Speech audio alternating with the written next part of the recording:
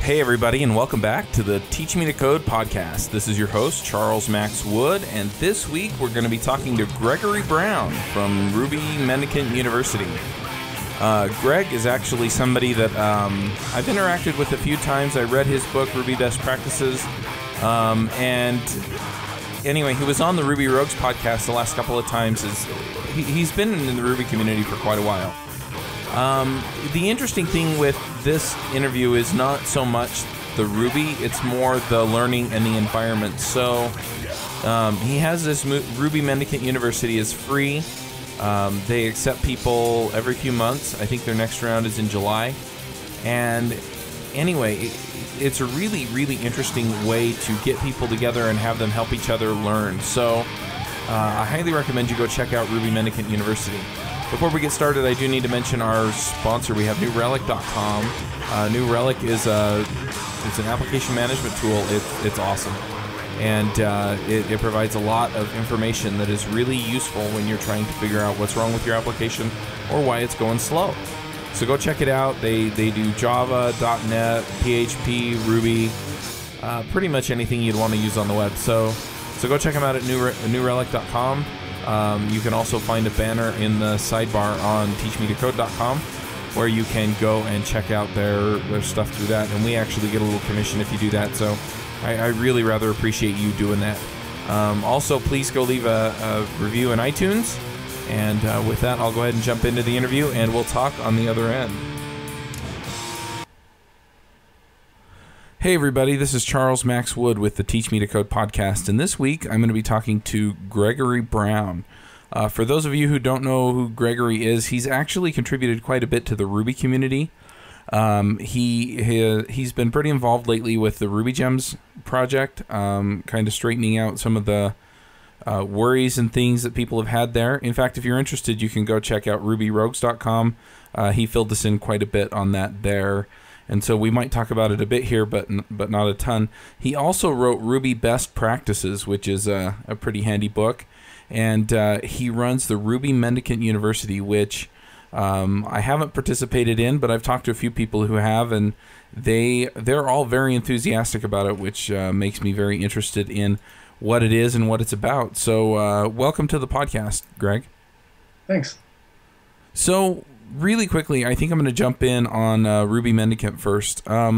What is Ruby Mendicant University, and kind of how did it get started? So what it is it's a free online school for software developers. And what we do is we combine training with mentoring. So it's really more than just teaching people just basic technical skills. It's also helping them improve in a lot of different ways. So in particular, we're aiming towards people who are intermediate developers.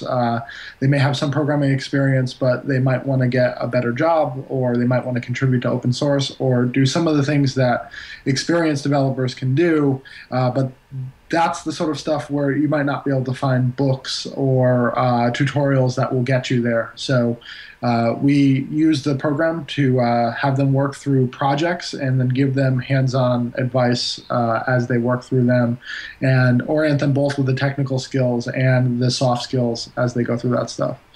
I got involved in it because for the longest time I was trying to find a way to mentor people and teach people, because a great friend of mine, James Gray, taught me a whole lot over a period of years and really gave me what I needed so that I could have a career in software. And I found that one-on-one teaching while trying to maintain a job and all of that stuff was hard for me to do. But doing some larger groups that are still small enough where I can personalize with people and just sort of making it my whole job, so to speak, it seems to work. So that's sort of how it got started. Well, that makes sense. It's really interesting to me for a couple of reasons. One is that most offerings out there really focus on the beginner, and they are focused on here are the basics and here's how you get going. And so where you aren't really focused on the beginner, you're focused on the intermediate or semi-advanced programmer. That's kind of an interesting area to be in. Why did you choose that area as opposed to, doing the beginner focused thing? I mean, wouldn't that have been easier, or was there another reason? Well, it would be easier, but it wouldn't be nearly as interesting. And I also feel that a lot of that stuff is beginners can be pretty well served by books. They might still need someone to help from time to time. If they can get involved with the users group and have someone to talk to, that's useful. But the people who are really underserved are the people who either there are no books out there for them to read about the topics they're interested in, or the books alone won't get them there. So, I mean, a lot of this stuff becomes experience-based, and the kind of person that I want to work with is the one where if I spend an hour with them, it might completely change the way that they look at something because they just missed something. And, to get from beginner to expert, there's this huge space in the middle that's underserved. So I just think that I'm probably making the most impact, especially because of the style of the way that we do things. Making everything project-based and not having formal lectures, but just mentoring people and things like that. I think that's where it serves well. And also, them having a basic understanding of programming helps me because I can tell them, oh, go read this to catch up on this or that. And I don't, because I'm teaching online, I don't need to handhold them through every single step of the way, which helps a lot. Okay, so the program sounds like it's a little more than just taking a class, or, you said it's not lecture-based. So how does the program work exactly? Well, it's something that we're constantly under review, but the one thing that's remained constant is the core skills course that we put people through. And that course has the students working on an open source project that they propose at the time of the course starts of their own. And then on top of that, they work on 4 projects that I've selected for them. And those are normally, there's various different exercises. So they might be working with web services, they might be implementing parts of a game or something like that. But they're all things that are sort of realistic projects, things that at the end you have working code that actually does something useful. It's not guaranteed that it's going to be something that's of particular value to the rest of the world, but sometimes it is. There's exercises that have produced useful software that the students have released and people actually use. And the idea is we give them problems that are hard enough and interesting enough that the questions arise naturally. And then we have lots of mentors who have taken the course before that get involved and help out, and myself. And we do code reviews, and we discuss things over mailing list and IRC, and the course pretty much emerges on its own as a result of that. We keep our courses to 15 students or less, and I spend a couple days each week just doing whole days of office hours. So we get to really get to know our students on a one-on-one basis. I mean, it's a 3-week course, but I spend several hours with each of the students individually. It's very effective. It was an experiment at first, but now we've done 9 of those, and they've worked really well. That sounds really interesting, and it's something that I've looked at applying to myself. It just seems like whenever I get around to applying, and for those of you who aren't familiar, you go to puzzlenode.com and you try some of the puzzles, and then that's effectively your application. Did I miss anything on that? Oh, yeah, that's right. I should have talked about the applications process. What we do is every time we have a new application open, we're releasing 4 problems to PuzzleNode. People need to solve at least 2 of them. PuzzleNode works like Project Euler, so the answers get validated immediately. They're right or wrong. And that's nice because people need to solve at least 2. And if they get them right, then we know that they've at least solved the problem. Then they send the code to us, and we review the code for quality. That makes sense. And then you can pick the people who seem to fit the course the best. Right. And what we do, we have a policy, at least for the last 2 times that we've done this, that 100% of the people who apply will get at least a code review in return for it. So the people who didn't make it, we tell them why, and then we give them like an hour of time with one of our mentors to talk about what they could do to improve and get involved in some way. So really the question is whether or not they're a good fit right now, and we balance it out. there's a lot of people who come in and they're definitely qualified and then they just get accepted immediately. There's other people who are more borderline, and as long as we don't have a course where everybody is at that level, then we can bring in a few people that we feel like might take some work, and the real goal is just to balance out to make sure that we're using our time efficiently and giving people the best amount of help. And so when we turn people away, the worst case is we're normally just saying it's not for you right now, but you can come later. That makes sense.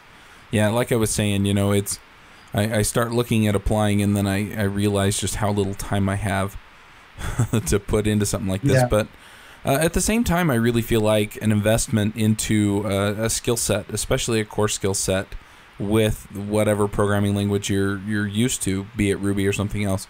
I think it's worth the investment in time. You just have to you have to figure out your priorities and when and where that fits. Yeah, it is. As of right now, it is a major time commitment. Just because the applications process is non-trivial, and then it's 3 weeks of 20 hours or more of work on the part of the students. Right.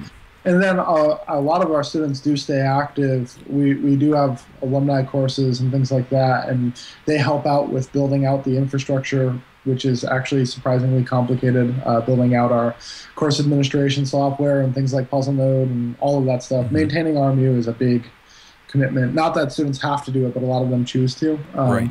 So our alumni, some of them have had like full-time jobs and have somehow managed to make it work. Others have planned ahead and take a little bit of time off, like 1 day a week or something like that. And some of our students have more flexible. But it is a big time commitment, and we're trying to find ways to make that better. The course itself will continue to be that big commitment, but we want to do things like hour-long mentoring sessions here and there with people and stuff like that, or other smaller commitment things. Yeah, that makes a lot of sense. And, I have a good friend here, Brandon Hayes, who has gone through Ruby Mendicant University, and he was telling me how much he's enjoyed and gotten from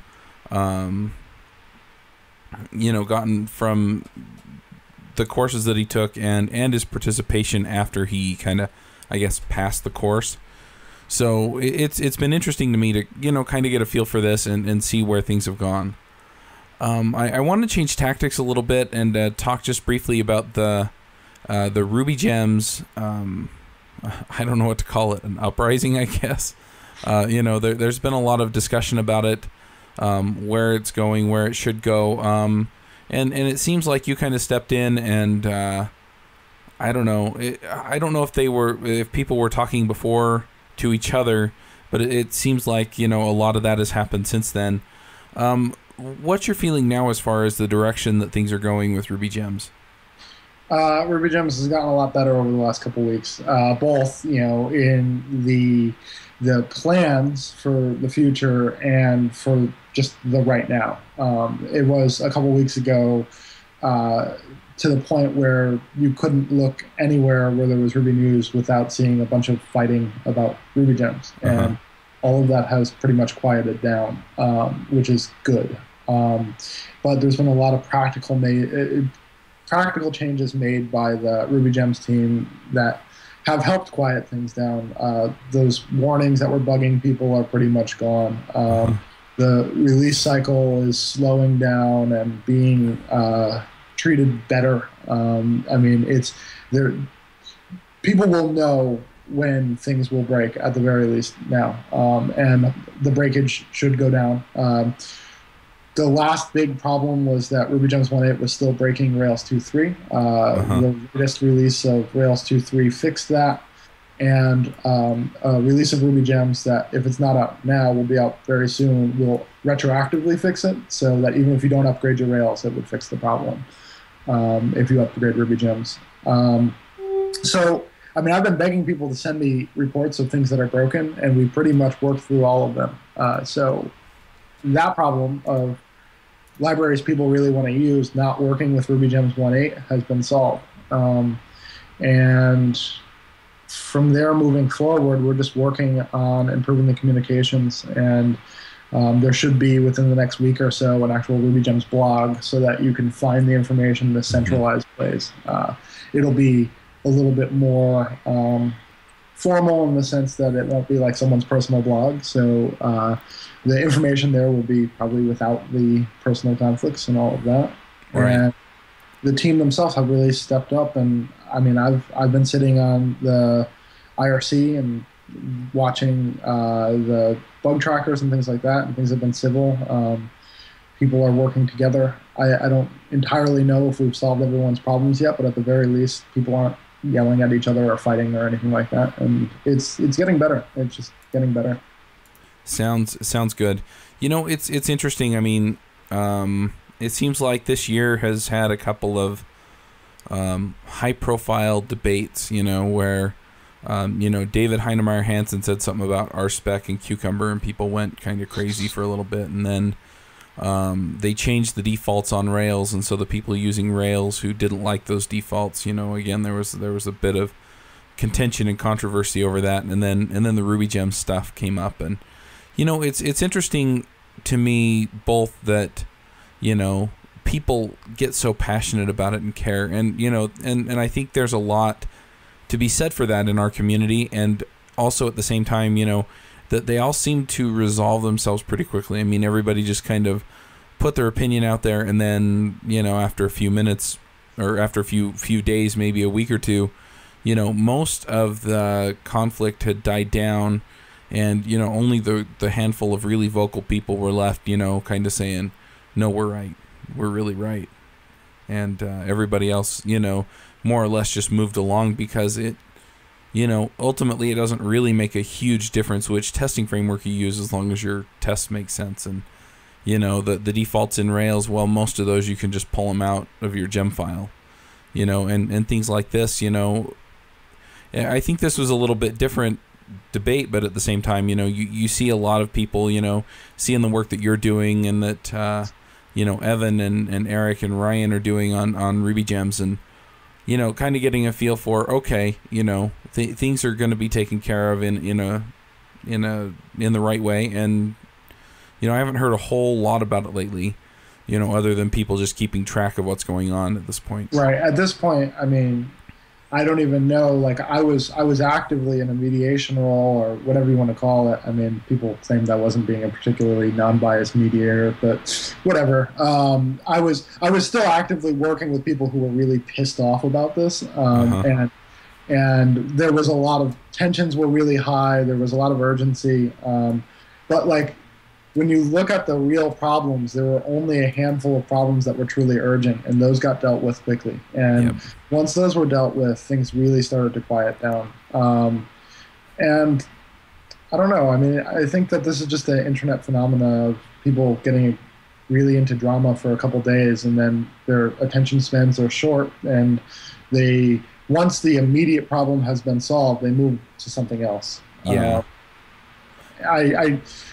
Now I don't want to downplay. There are serious issues with RubyGems even still that need to be dealt with.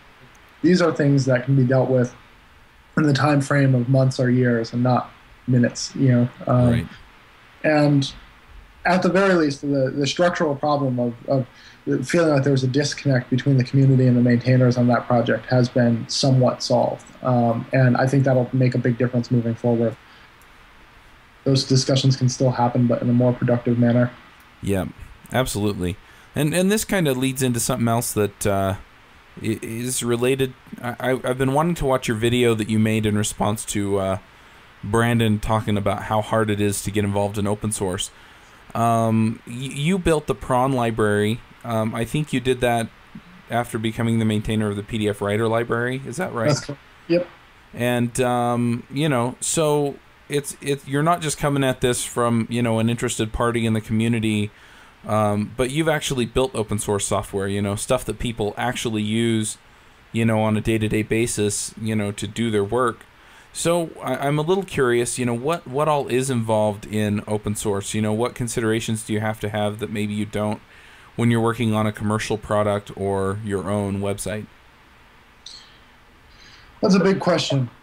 But let me think. In particular, when you think about open source that grows very popular, RubyGems is extraordinarily popular because it's used by everybody who uses Ruby. Uh, Prawn and previously PDF Writer, those are more popular than you might think. I mean, they're not like at the scale of Rails, but there's probably not much between Rails and your everyday other Ruby libraries that would be more popular than that. Like, I think Prawn's been downloaded 100,000 times or more, or something like that. We've got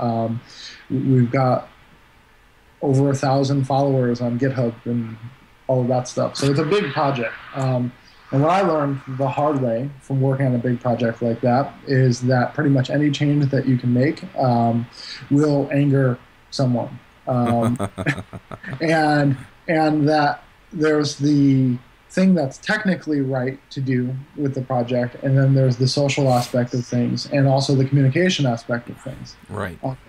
And what I learned most strongly and directly through trial by error, basically, is that as an open source project gets large and its user base gets large, that the ability to be a good programmer and the ability to be a good community leader are orthogonal skill sets.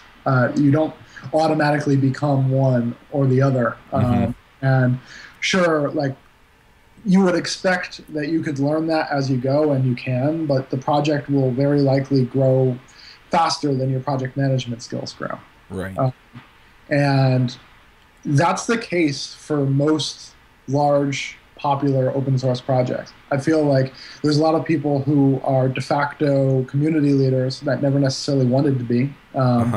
And that makes it so that they often get out of tune with their users. And then it takes sort of a second revolution of people getting involved in the project that care about the community aspect to keep the project healthy in its ongoing success. And that happened with Prawn in the sense that when it was just me working on it, it was me against the users. Right. As we grew to a core team of 5 people, we got to the point where we realized that me fighting the users wasn't good for the project, neither technically nor for the community. And they gradually helped out with those sort of things, improved documentation, took some of the questions that were difficult for me to answer without getting emotional about it, and that really helped. And that's the sort of thing that I want to see happen with RubyGems, because it really can help make a big difference.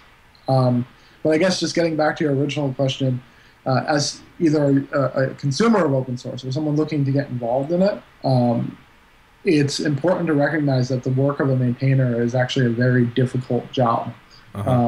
And that there's a big difference between putting some code out there and saying, okay, I'm putting out there, if it's useful, great, and then basically not maintaining it moving forward, and agreeing to maintain something that a lot of people use. Right. And the fantasy that, like, working on a popular open source project is going to open a lot of doors for you without some extra responsibility is really bad, because a lot of people get excited about the upsides and forget about the difficulties, or don't know about them. And so I've learned through teaching at RMU that being a user or just a developer trying to get along is a hard thing. But at first I learned through working on Prawn and some other open source stuff that I've done that being a maintainer is really hard. And I don't think that that's adequately represented. I don't think that people realize that as much as they should.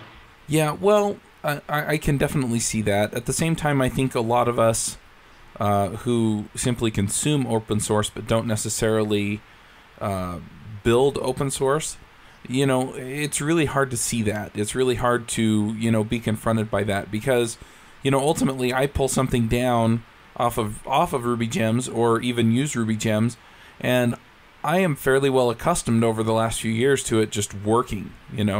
It works in a certain way, it does certain things, and so I guess I just expect it to work.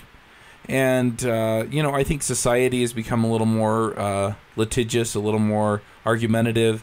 And, so we do tend to be a little more confrontational than we need to be.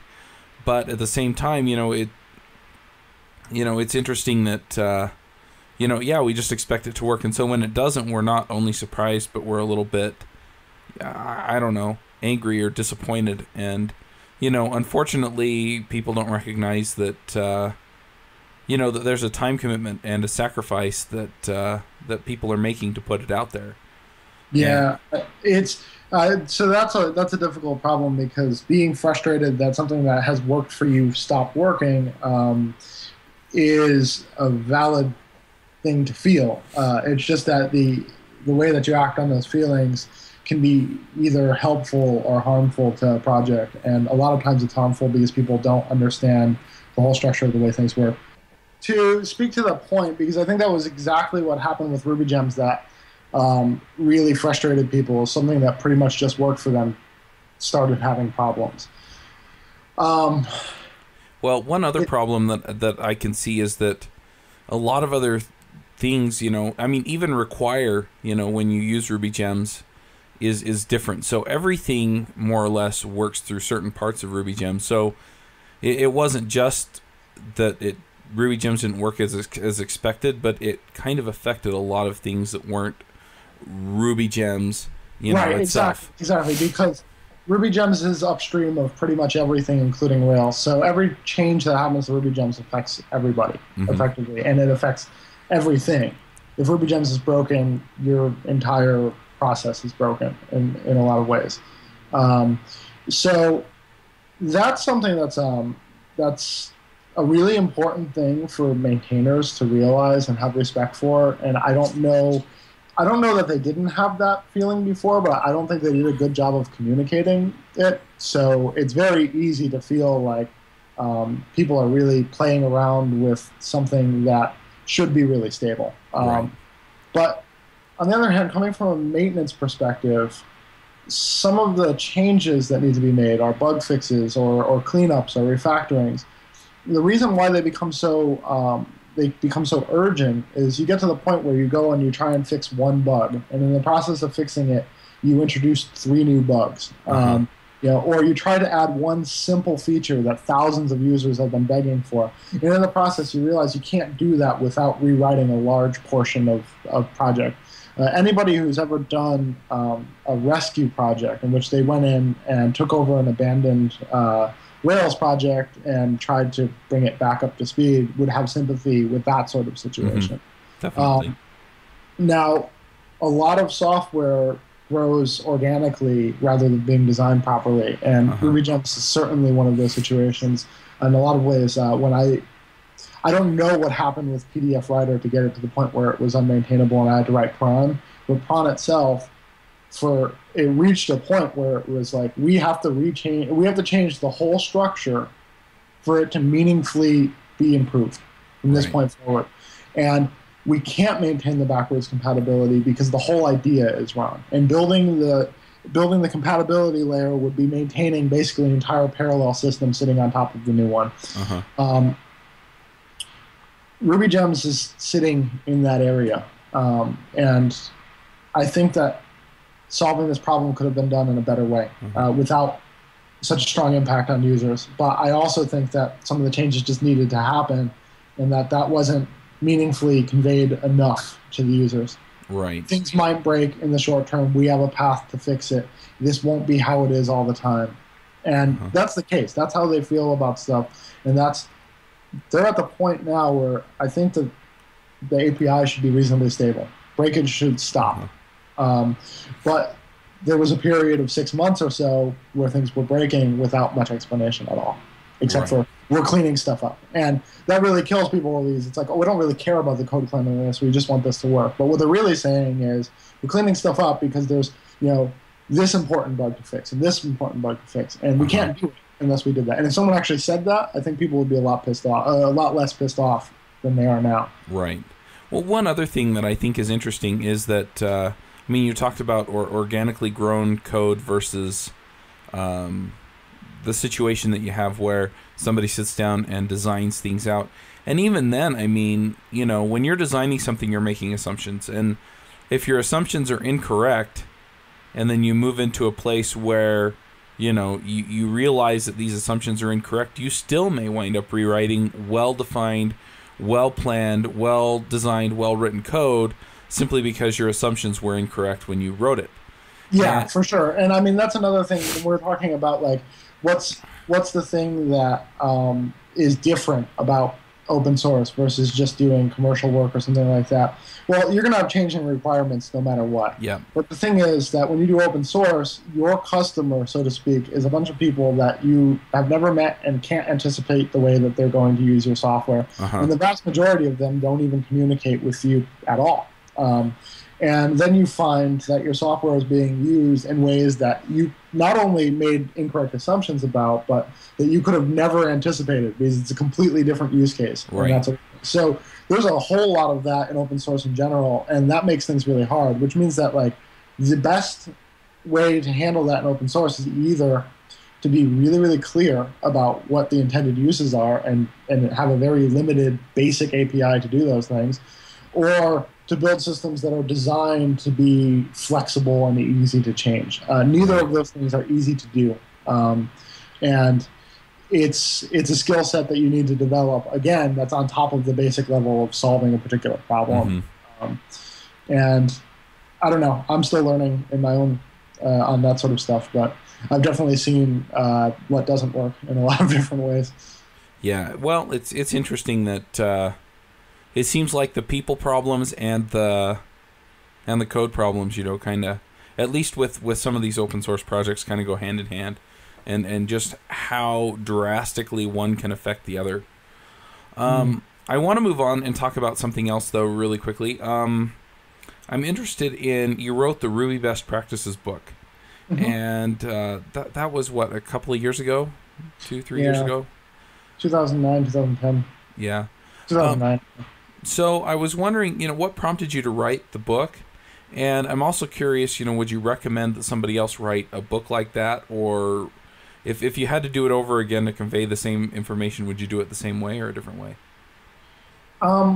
So the reason why I wrote the book is because I just had sort of the idea pop into my head, and recently fully formed, and I tried to put it to the side, and it just kept popping up. And so I decided I wanted to write on it. And again, it was actually just like RMU was focusing on the intermediate developer. The book was designed for that as well. Because, like, I think that where I work best with people is grabbing the people who have just gotten far enough where they've done what they can do on their own and then need to be exposed to new ideas to get pulled out of that. So the way that I wrote the book is I used a bunch of open source examples, both from my own code and from other people's code. I simplified things where necessary to make it easy to understand, but for the most part, I kept full intact code examples together, and then I talked through the decision-making process and why a problem was solved in a particular way and that sort of stuff. And that was my best way of emulating what I would do if I was working with someone face-to-face, because I think that you can learn a lot in that sort of environment. And that's why I think the book is interesting. There's not...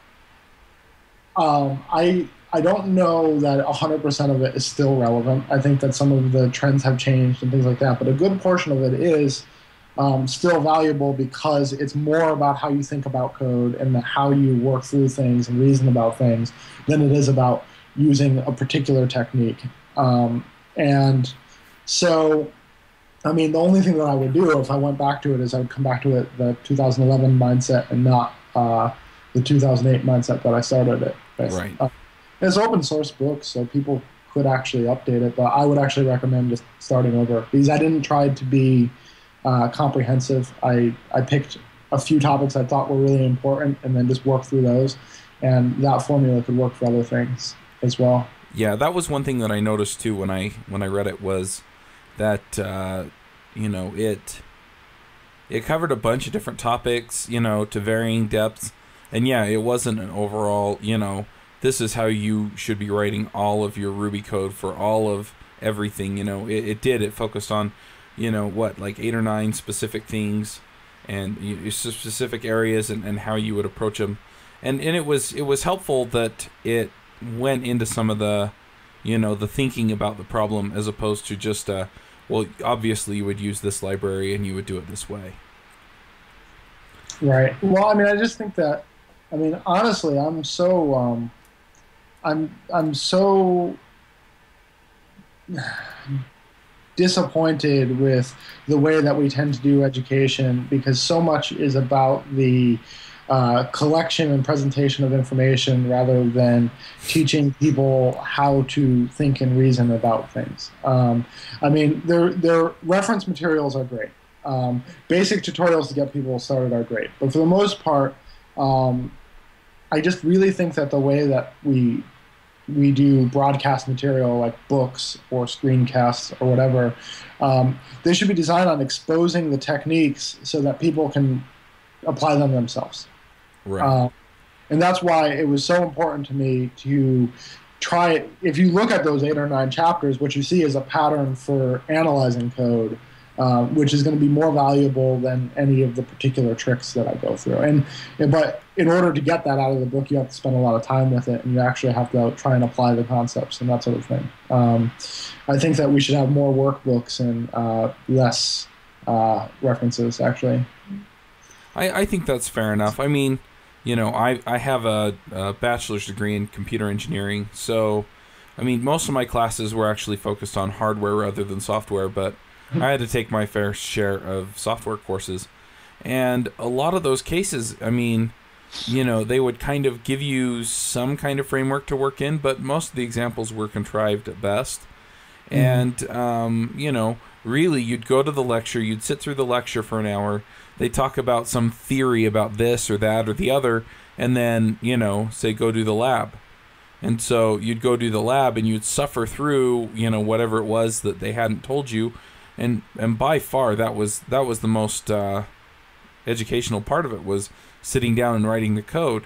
And so I always wondered, well, what if they gave you real-world examples, you know, to work with real-world code, and, you know, we just skipped the lectures? You know, how would that compare? Or, you know, at the very best, you know, you sit down and it walks you through a concept and then immediately forces you to go and confront it.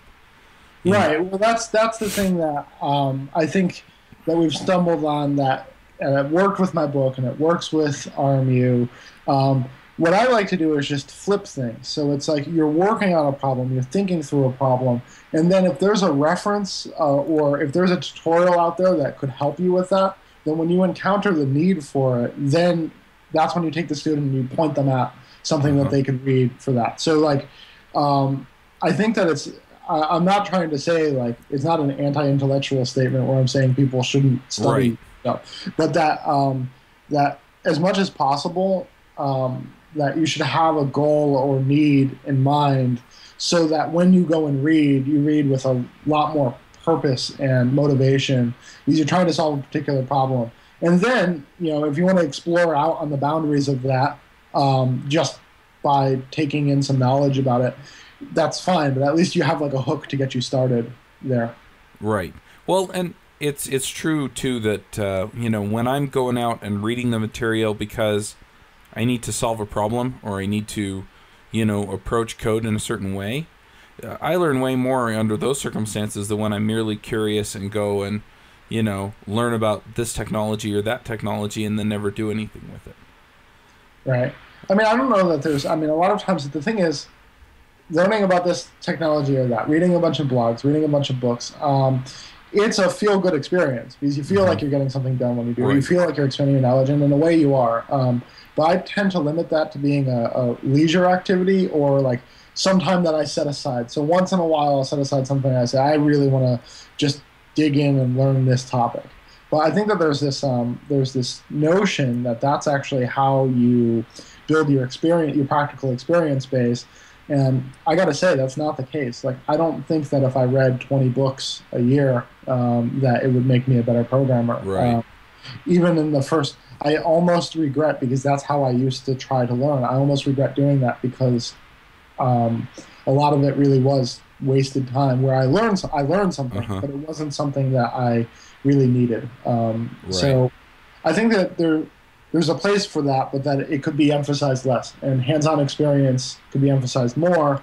And then mentorship is really important, because what I want to do is I want to read everything that would help me, but I want to have someone who's been through what I've been through before tell me what I should be reading, so that I don't just read everything in the hopes that it will eventually be useful someday.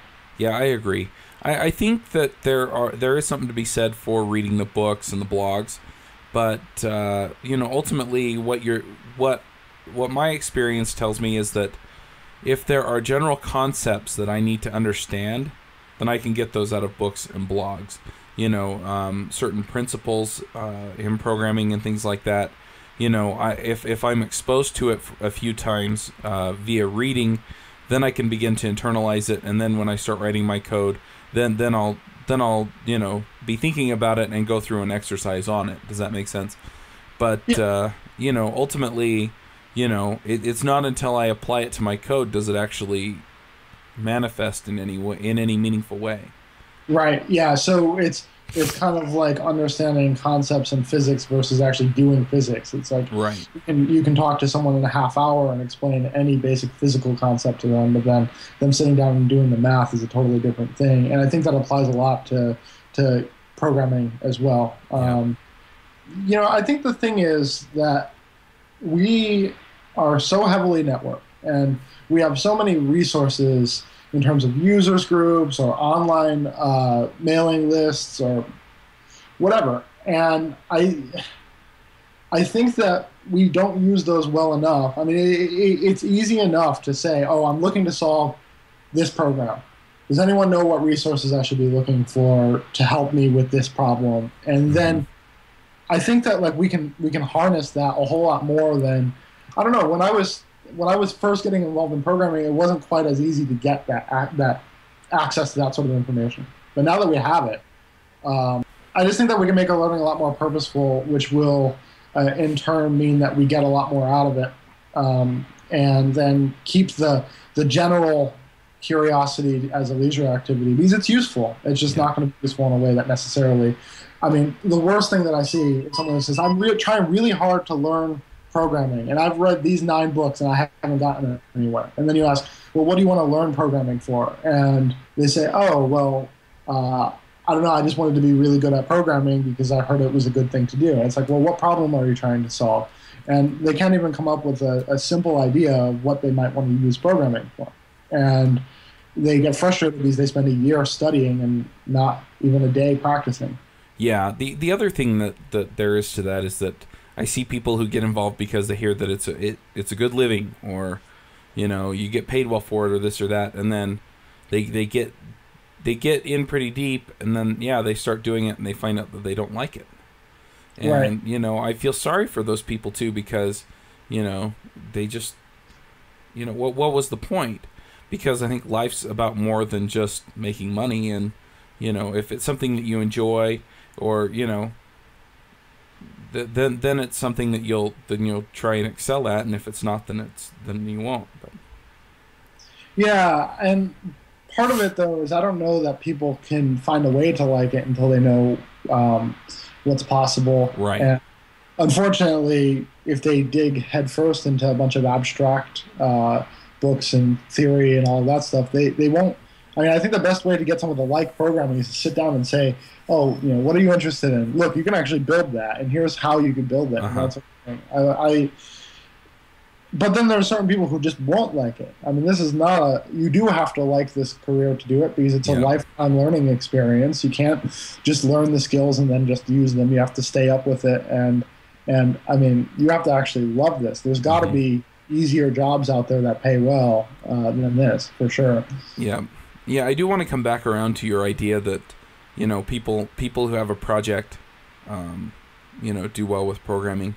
And really with that, the thing that I've seen more than anything else is that for most people, it's not the ability to express whatever their idea is in code. It's it's the thought process. It's the challenge. It's the, solving the problem. The characters on the screen aren't what's important. It's actually that expression and that feeling of accomplishment, and the the challenge of approaching something that's hard and coming out victorious. I don't know exactly how to quantify it, but a lot of that is at least for me what makes programming fun. Well, I think a lot of people, they look at a problem that they want to solve, but they see it as this one sort of amorphous blob that is just this one big thing, and they can't easily find a way to figure out where they should get started with it, and they can't easily find a way to break it down so that they can work on something from end to end and end in success. Yeah. Like, I try to make a point so that every time I sit down to work on something, whether it's for a day or for an hour, that I end up with some meaningful progress, something I can actually use at the end of it. And to some people who spend literally months trying to work on their idea, but then yet get nothing working, I mean, that is a horrible experience. I don't know why you would have to have some extreme dedication to be able to keep trying something at the end of that. And I think that's partly to do with the way that we teach things, and the lack of available mentorship for people who are just getting started with this stuff. We need to lead beginner programmers to success earlier, and also teach them about the skills of problem solving, because being able to understand code and read what it does and say, oh, it does this and that and this and that, is a very different skill from being able to say, okay, well, this is how you approach the problem, this is how you break the problem down, and this is how you actually solve it. Right. So there's so many people working on things and thinking about them in ways that are way more complicated than they have to be, because there isn't an especially good resource for teaching you how to solve problems solidly. Yeah. That's where a math background for me has helped me. I don't use the math in practice, but the problem solving aspect of things I use quite a bit. Yeah. But not everybody's going to have that, and I think that we can do a better job somehow of giving them a way to do that. Yeah, absolutely. I want to change tactics a little bit and talk a little bit more about open source. How should people go about getting involved with open source? I mean, I think a lot of people get the idea that to get involved in open source, they have to go write some big project that everyone will use. But it seems like there are a lot of ways to get involved with existing projects. Have you had much experience with that? And what recommendations do you have for people who want to get involved? Honestly, I mean, against the better recommendations, even when I started this 10 years ago, I started my own projects because I was so intimidated by the process of getting involved in existing projects. Granted, that was a while ago and things were a lot different then. I think things have gotten better now.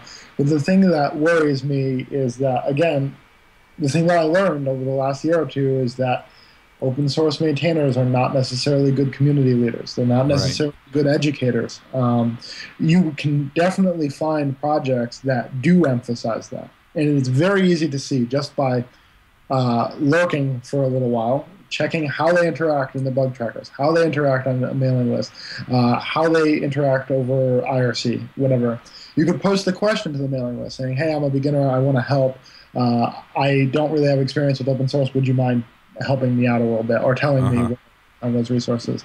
I think that beginners should shop around as much as possible so that they find a combination of a project that they like working on, and B, a community that will support them as they work on those things. But there are ways that you can work on things even in absence of that, because if you can find an experienced developer either online or through a local users group, and you can have them sort of prepare you to make a patch and contribute to an open source project, that can help too. Someone who has contributed to open source before, it doesn't even necessarily need to be on your project. They can tell you some of the things that you're likely to get caught up on and help you through the process. And that's really like, we're adding, this has always been an option, but we're sort of formalizing it in RMU, is we allow the students to, for one of their projects, work on our open source software, the stuff that runs RMU. But starting in July, we're opening that project up to working on other projects as well. And we're going to reach out to a group of people that we think would be good fits for that on different open source projects. And we're also going to open it up so that people can contact us requesting that. We're going to pair our students with people on those projects so that they can contribute to those projects. And if that model works within RMU, maybe we can expand it outwards so that there could be a program like that that's open to the general community. But people out there who have some experience with this, they should really consider trying to help people with that too. Like if you're experienced, encourage beginners to help you with either your open source project or help them contribute to another thing, because doing it on your own is really hard. If you're doing it on your own, do your homework, shop around, look to see if it's going to be an inviting environment. Ask the question of, I'm a beginner. I want to help, but I may need some help myself. And don't be afraid to ask that. And if someone responds negatively to that, then that's not a project you should be working on anyway. There are lots of projects out there that will be happy to work with you, but there's plenty that are, I wouldn't say that they don't want to, but that's not their focus. Right. That makes sense. It's because community management and education are not only separate skills, they're extra work. And if you've got a guy that's working on a project a few hours here and there in his spare time, has a family, has a full-time job, you might not have the time to help a beginner make their first patch to open source. And unfortunately, what happens is people come up and they want to help, and then they feel like they're putting a lot of effort into helping, and they are, and then they don't get appreciated for it because it's just a bad match. And so doing a little bit of investigation up front will help prevent first-time contributors from being disappointed with their results. And I think, you mentioned Brandon. Brandon had that experience. He had the experience of people just basically ignoring him on projects, which to write his post about open source. But then he found Wayne Seguin on RVM, and Wayne really worked with him. I think he ended up just doing some documentation patches or something like that. But Wayne is the kind of guy that's around all the time and wants to help people. And there are people that were like that. We're going to put something out there for our open source projects in RMU that basically says, if you're a beginner and you haven't done any open source at all before, you can still feel free to contact us, and we'll find a way to make you helpful. And we'll teach you the things that you need to know. We're lucky because that's sort of where we're focusing. But. That makes a lot of sense. And I think, at least from the people that I've talked to a few people who have been involved in RMU, and they all really appreciate the effort and what they've gotten out of it. I'm going to go ahead and wrap this up just because, I'm running out of time and I don't want to take too much of yours, but I really appreciate you coming onto the podcast and talking about this stuff. I think it's important. I think there are a lot of things that we talked about that people should be thinking about. And, hopefully people can find a way to get involved. I mean, even if it's just getting involved in learning about how to code, and getting involved in something like RMU, all the way up to, building some open source project or contributing to an open source project that needs them and needs their expertise. So thanks again for coming on, and, hopefully we can do this again. Yeah, that was great. Thanks. Thank you. All right, we're back. I want to thank Greg again for coming onto the podcast. It's always so great to talk to people who are involved in the community in this way, and I really, really appreciate it. Before we get going too far, I want to thank New Relic for sponsoring the podcast, and I also want to bring up a couple of things that I've got going on. The first one is that I will be doing a Ruby on Rails summer camp, and it starts July 26th and goes through September 20th or something like that. It's an 8-week-long course, and I'm really trying to get together some great video content for that. I've written most of the curriculum already, so I just need to plug it into the learning management system. Anyway, so you'll have written content. You'll have about 2 hours of video every week. You'll have direct access to me through chat and through IM and email, and I'm also going to have a weekly webinar for the course where you can hop on, ask questions about things that you're facing with Ruby or Ruby on Rails, and I'll try and answer those. So if you're interested in learning Ruby on Rails, go to teachmetocodeacademy.com, click on Ruby or Rails Summer Camp, and sign up for the course. Also, we have on railscoach.com, we have the Rails Coach's first stream, and that is a video membership site. It's $9 a month, and for $9 a month, you're probably going to get about 2 hours of video per month. And basically, I'm planning on covering basic Ruby on Rails topics. I figure I have 4 weeks per month, so I'm going to do something different each week of the month. So the first one is going to be Ruby on Rails. The next week is going to be just Ruby tips and tricks. The next week, I'm going to do a deep dive where I open up the Ruby on Rails code and dig into how a particular feature of Ruby on Rails works. So it should be an interesting exercise for both Rails developers and just general Ruby developers. And finally, the last week, I'm just going to jump into some technology that I've been playing with or checking out. Something new or different that is part of the Ruby or Rails or web ecosystem, that's interesting. So, for example, I've been playing a lot with Cassandra, so that's what I'm going to be jumping in probably this next month. So I'll start putting videos out in July, and I really hope that you'll come on board, do that to support this podcast and some of the other things that I've got going on. And overall, this is a great way to show your support. You can also leave feedback for the podcast by emailing chuck@teachmetocode.com, or you can call me at 801-367-6164 if you need help or if you want an application built. And with that, I'll wrap it up.